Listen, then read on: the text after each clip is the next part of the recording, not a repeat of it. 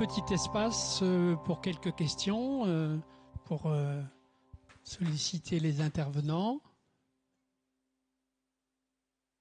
Voilà. Merci beaucoup pour ces présentations et puis d'avoir aussi priorisé le volet sur le handicap. Je trouve que c'est intéressant qu'Alirel aussi investisse pleinement ce terrain. Alors ma question elle va être un peu plus pratico-pratique sur les formations en e-learning.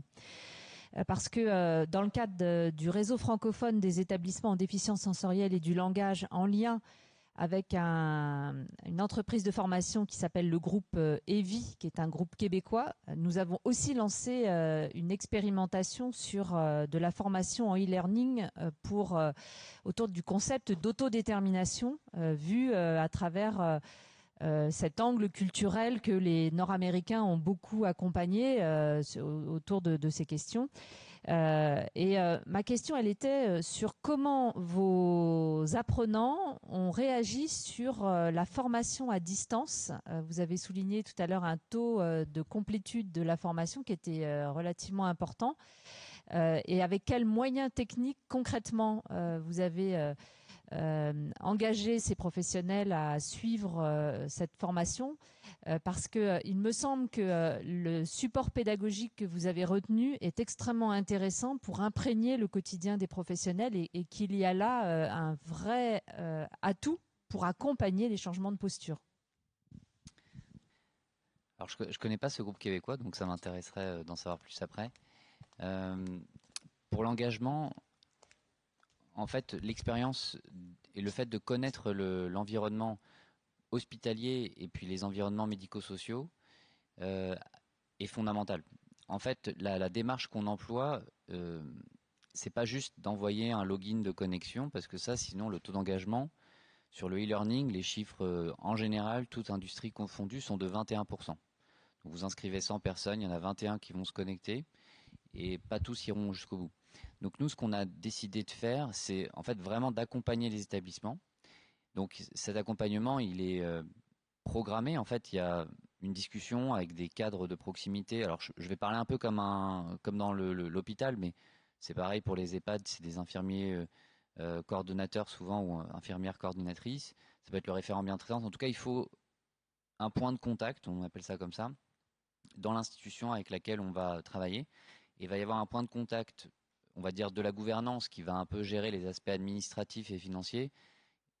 Et selon la taille de la structure, ça peut être aussi cette même personne-là qui va gérer la partie opérationnelle. Ensuite, ça se passe très simplement. Donc les EHPAD, c'est un sujet qui est, pour nous, il y a un challenge supplémentaire, c'est que le virage du numérique à l'hôpital, ça fait 20 ans qu'il existe. Alors je dis pas qu'on a complètement terminé le numérique à l'hôpital, mais dans les EHPAD, il va probablement arriver rapidement. Enfin, il a déjà commencé. J'ai vu pas mal d'EHPAD où les repas sont programmés, les transmissions sont sur des ordinateurs et autres, mais on a eu pas mal de structures avec lesquelles on travaille et tout est encore au papier. Et je parle de structures qui sont dans les montagnes pyrénéennes avec un chemin de terre pour y arriver, quoi. Donc on a ce genre de structure aussi. Et là, on est obligé d'être assez adaptatif parce que ils n'ont pas toujours Internet. Voilà, là il y a des enjeux entre guillemets numériques qui peuvent pour nous être un peu difficiles. Mais globalement, il y a toujours un ordinateur dans la plupart des EHPAD aujourd'hui. Souvent, il y a un roulement qui peut être fait sur place avec la personne qui coordonne et on fait passer les gens sur site. Si les gens ont une adresse mail, on leur envoie directement sur leur adresse mail. Il n'y a pas besoin d'installer quoi que ce soit. En fait, c'est un site web sur lequel on peut aller avec le téléphone, une tablette, un ordinateur. Donc ça, c'est aussi la facilité, c'est qu'il n'y a pas de complexité pour y accéder. Et ça, c'est un point important parce que à l'hôpital, on avait commencé à voir aussi des choses arriver avec des lunettes de réalité virtuelle, avec on va dire du matériel. Et la grosse difficulté, c'est que on a des gens qui travaillent la nuit et les placards du cadre la nuit ils sont fermés et le cadre il n'est pas là. Alors il y a toujours un cadre de nuit, mais il est là pour tout l'établissement, donc c'est pas lui qui a la clé du placard du service. Et donc il fallait qu'on crée quelque chose qui soit simple d'accès, pas compliqué, accessible à tous, et pour lequel il faille entre guillemets presque aucun obstacle numérique. Alors après voilà, vous savez pas utiliser un ordinateur, c'est compliqué, c'est vrai, mais aujourd'hui c'est quand même plus rare. Et si besoin, on a des gens qui sont en interne là pour s'occuper des gens qui ont du mal à se connecter, qui ont du mal à trouver la croix rouge en haut à droite, ce genre de choses. Et ça, je dirais que c'est quelque chose auquel j'ai tenu parce que bah là encore, les professionnels de santé, on n'a pas de formation sur le numérique.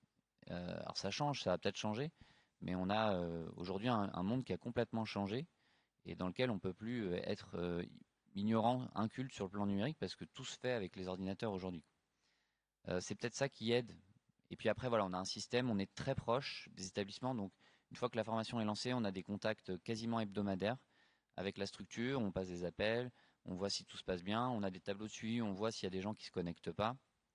S'ils ne se connectent pas, on essaie de comprendre pourquoi. Est-ce qu'ils ont un problème avec le mail qu'ils nous ont fourni?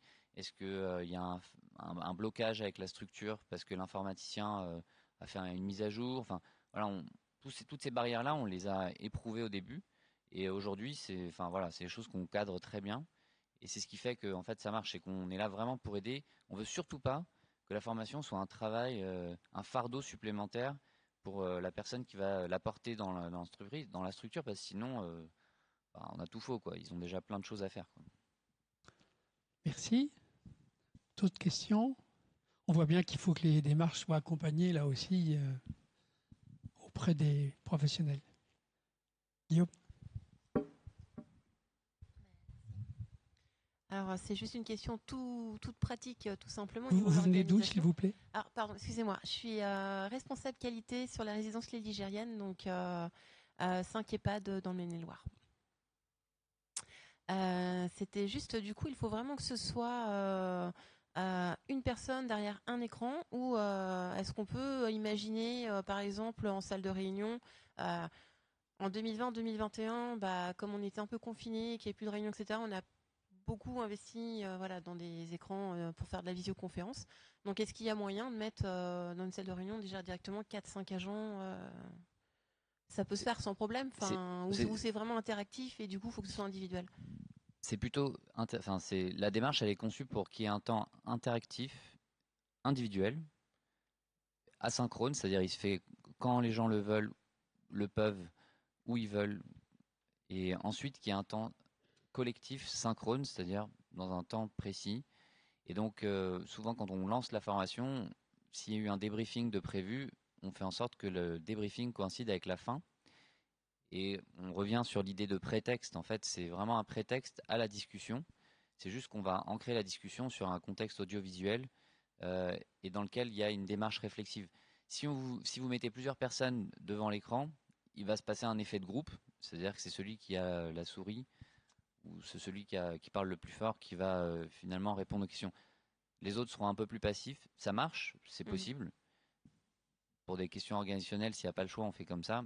Mais ça diminue, le retour, parce que l'idée, c'est que chaque personne va aussi fournir des informations et elle va pouvoir partager aussi de manière intime et anonyme des choses. Donc, c'est ça dont on se prive si on est sur un groupe. Mais c'est possible quand même. Ok, on a plus de 300 personnes, c'est pour ça. On forme des CHU. Parfois, on peut faire des actions de formation jusqu'à. Il n'y a pas de limite. L'action Calirel sur la checklist, on était à 1000 personnes. On a formé un CHU, tout un service, 500 personnes. Donc on n'est pas limité par le nombre en fait. On s'adapte. Merci.